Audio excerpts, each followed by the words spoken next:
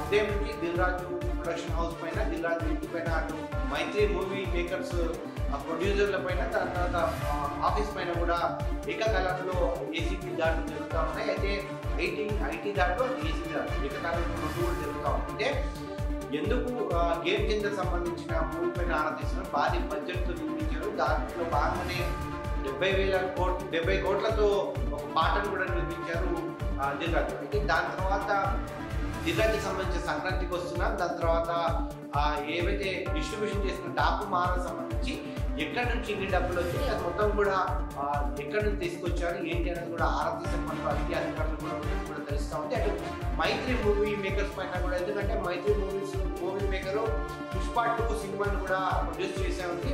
దాదాపు భారీ బడ్జెట్తో నిర్మించారు. అయితే దాని కలెక్షన్ మొత్తం 1700 కోట్లు అంటూ కూడా అటు మైత్రి మూవీ మేకర్స్ ప్రకటించింది. అయితే ఈ 17,000 కోట్ల రూపాయలు, అంటే 1700 కోట్ల రూపాయలకు కాను ఐటీకి సంబంధించిన అన్ని క్లియర్గా ఉన్నాయా లేదంటూ కూడా ఆరా తీసే పనిలో అధికారులు ఉన్నట్టు కూడా తెలుస్తూ ఉంది. అయితే ఈ ఉదయం నుంచి మాత్రం బడా ప్రొడ్యూసర్ల ఇంట్ల పైన, అటు ఆఫీసుల పైన ఐటీ దాడులు మాత్రం కలకలం సృష్టిస్తుందని చెప్పుకోవచ్చు.